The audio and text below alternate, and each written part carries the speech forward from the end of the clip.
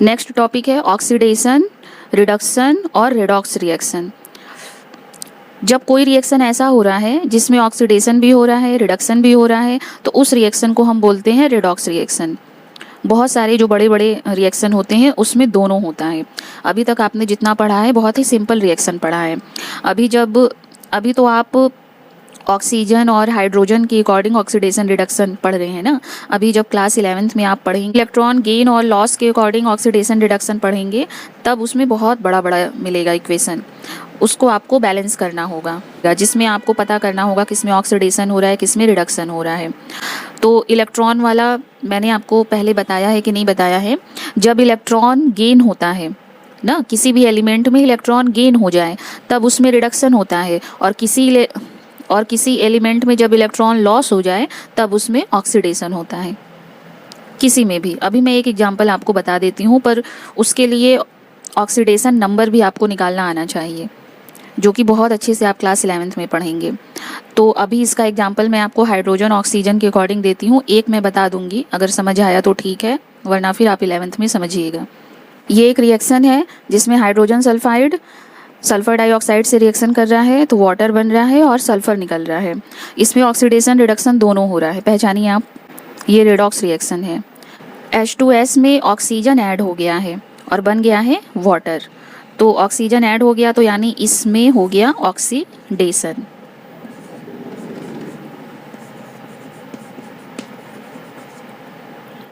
यहाँ पर SO2 में से ऑक्सीजन रिमूव हो गया और बन गया सल्फर, तो इसमें हो गया रिडक्शन। हो गया ये रेडॉक्स रिएक्शन। इसमें ऑक्सीडेशन भी हो रहा है और इसमें रिडक्शन भी हो रहा है। रेडॉक्स रिएक्शन के लिए एक और इक्वेशन मैंने लिखा है, इसमें पहचानिए। देखिए ये Fe2O3 है, इसमें से ऑक्सीजन रिमूव हो गया, बन गया Fe। और ये Al है, इसमें ऑक्सीजन ऐड हो गया, बन गया Al2O3। तो जिसमें ऑक्सीजन ऐड हुआ है उसमें क्या होगा, ऑक्सीडेशन, और जिसमें से ऑक्सीजन रिमूव हुआ है उसमें क्या होगा, रिडक्शन। हो गया ये रेडॉक्स रिएक्शन। ये जो इक्वेशन मैंने लिखा है इसमें CuSO4 से बन गया Cu, तो इसमें हो गया रिडक्शन, और Zn से बन गया ZnSO4, तो इसमें हो गया ऑक्सीडेशन। ऐसा कोई रूल अभी तक आपने नहीं पढ़ा है कि SO4 पूरा प्लस हो जाए। मैंने आपको बताया है ऑक्सीजन ऐड करने और रिमूव करने के अकॉर्डिंग, और हाइड्रोजन ऐड करने रिमूव करने के अकॉर्डिंग। ये SO4 का कुछ मैंने बताया नहीं है।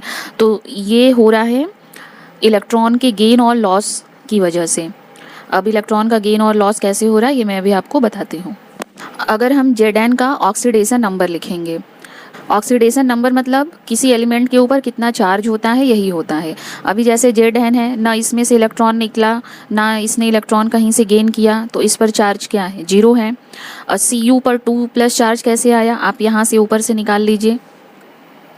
अगर हम इसको वाटर में डाल देंगे तो ये डिसोसिएट होगा, Cu2+ बन जाएगा, SO4 2-, तो SO4 बाहर निकल जाएगा, Cu2+ मेटल है, ये हमको मिल जाएगा एक्वस फॉर्म में, वाटर में डिजॉल्व फॉर्म में। इसी तरह Cu है, ये कंप्लीट मेटल है, ना इलेक्ट्रॉन इसमें गेन हुआ ना लॉस हुआ, तो इस पर चार्ज क्या आएगा, 0। ऑक्सीडेशन नंबर मतलब चार्ज ही होता है। ZnSO4 है, तो इसको भी जब हम डिजॉल्व करेंगे तो Zn2+ SO4 2-, तो ये अलग हो जाएगा, ये अलग हो जाएगा, वाटर में डालने पर अलग अलग दोनों हो जाते हैं। तो Zn2+ यहाँ मैंने लिख दिया, SO4 वाला हटा देंगे क्योंकि जब वो हटेगा तभी ये चार्ज आएगा। अब देखिए यहाँ Cu पर 2+ चार्ज है, मतलब इसमें 2 इलेक्ट्रॉन की कमी है ना, और जब इसको 2 इलेक्ट्रॉन मिलेगा तभी तो Cu बनेगा, ये मतलब कंप्लीट मेटल बनेगा। तो इसमें क्या हो रहा है, इसमें गेन ऑफ इलेक्ट्रॉन हो रहा है ना, इलेक्ट्रॉन कम था, 2 इलेक्ट्रॉन मिल जाएगा इसमें, तभी इसका ये कंप्लीट हो जाएगा, न्यूट्रल हो जाएगा, और इस पर चार्ज आ जाएगा 0, मतलब कोई चार्ज नहीं रहेगा। 0 मतलब कोई चार्ज नहीं रहेगा। इलेक्ट्रॉन गेन लॉस मेथड के अकॉर्डिंग जब किसी एलिमेंट में इलेक्ट्रॉन गेन होता है तो उसमें होता है रिडक्शन। तो यहाँ पे हम लिख देंगे गेन ऑफ 2 इलेक्ट्रॉन। क्या हो रहा, ऊपर देखिए लिखा है रिडक्शन ना, इसमें हो रहा है रिडक्शन। यहाँ Zn 0 था, मतलब ये न्यूट्रल फॉर्म में था, इसमें से 2 इलेक्ट्रॉन लॉस हो गया। तो जब लॉस ऑफ इलेक्ट्रॉन होता है, कितने इलेक्ट्रॉन का लॉस हुआ, 2 इलेक्ट्रॉन का, तब होता है ऑक्सीडेशन। समझ आ गया आपको?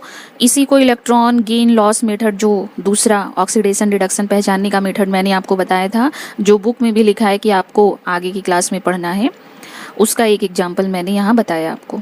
समझ आ गया होगा, बहुत सिंपल है। बस जब तक कोई चीज़ आप पढ़े ना रहिए तभी तक वो हार्ड लगता है। एक बार पढ़ लीजिए कोई भी चीज़, कोई भी टॉपिक, उसके बाद वो आसान लगने लगता है। कोई भी सब्जेक्ट अगर आपको अच्छे से समझ में नहीं आ रहा, इसका मतलब ये है कि अभी तक आप अच्छे टीचर से उसको नहीं पढ़े हैं, या फिर आपने उसको अपना पूरा दिमाग लगाकर नहीं समझा है। यही दो कंडीशन होती है कि किसी सब्जेक्ट में कोई बच्चा वीक रहता है, या तो उसमें उसका इंटरेस्ट नहीं होता, कोई कितना भी अच्छे से समझा है वो ध्यान नहीं देता, या फिर कभी कभी ऐसा होता है कि अच्छे टीचर उसे नहीं मिले रहते हैं, तो इसलिए उसका वो सब्जेक्ट वीक रहता है। नेक्स्ट टॉपिक है effects of oxidation reactions in everyday life. अभी आपने ऑक्सीडेशन रिडक्शन रिएक्शन पढ़ा, ऑक्सीडाइजिंग रिड्यूसिंग एजेंट पढ़ा। अब आपको पढ़ना है कि जो ऑक्सीडेशन रिएक्शन है उसका एवरीडे लाइफ में क्या इफ़ेक्ट होता है। बहुत इफ़ेक्ट है, बहुत। पहला है बर्निंग ऑफ फ्यूल्स।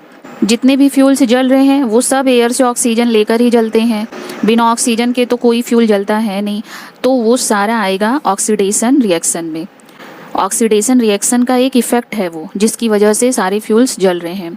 फ्यूल्स में जैसे कोल है, कोयला, एलपीजी, पेट्रोल, डीजल, केरोसिन सब जलते हैं, सब ऑक्सीडेशन का इफ़ेक्ट ही है, जो एवरीडे लाइफ में बहुत ज़्यादा यूज होता है। कुछ यूज अच्छा है, कुछ यूज ख़राब है। अभी मैं आपको अच्छा वाला बता रही हूँ, फिर मैं आपको ख़राब वाला बताऊँगी। रेस्पिरेशन जो बॉडी में होता है वो भी ऑक्सीडेशन का एक इफ़ेक्ट है और अच्छा इफ़ेक्ट है। ये गंदा इफ़ेक्ट है। रस्टिंग ऑफ आयरन, मतलब आयरन के ऊपर जंग लग जाना। हर चीज़ का दो पहलू होता है, एक अच्छा और एक ख़राब। तो अच्छा वाला तो बड़ा अच्छा लगता है सबको, लेकिन जो ख़राब वाला होता है तो उसको फिर मेंटेनेंस करना पड़ता है। अच्छी वाली सारी चीज़ें इसके पहले मैंने आपको पढ़ाई, अब आपको पढ़नी है कि इसका ख़राब इफ़ेक्ट क्या है, उसको रोकना कैसे है। तो रस्टिंग ऑफ आयरन, आयरन के ऊपर जंग लग जाता है। कितना ख़राब इफ़ेक्ट है ये।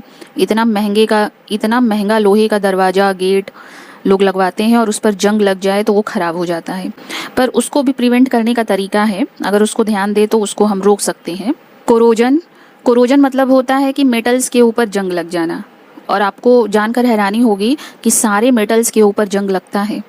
मतलब आयरन के लिए हिंदी में जंग वर्ड यूज किया जाता है, बाकी कोरोजन को हिंदी में सच्छारण कहते हैं। तो सारे मेटल्स के ऊपर कोरोजन होता है, लेकिन उनका अलग अलग फॉर्म होता है। किसी किसी मेटल के लिए कोरोजन अच्छा होता है और किसी किसी मेटल के लिए बहुत ख़राब होता है, उसको एकदम खा जाता है मेटल को। दूसरा इफ़ेक्ट है रेंसिडिटी। रेंसिडिटी खाने पीने की चीज़ों में होता है, ख़राब हो जाती हैं वो चीज़ें ऑयल फैट की वजह से। तो कोरोजन और रेंसिडिटी, इन दोनों टॉपिक को क्लास 10th में आपको डिटेल में पढ़ना है।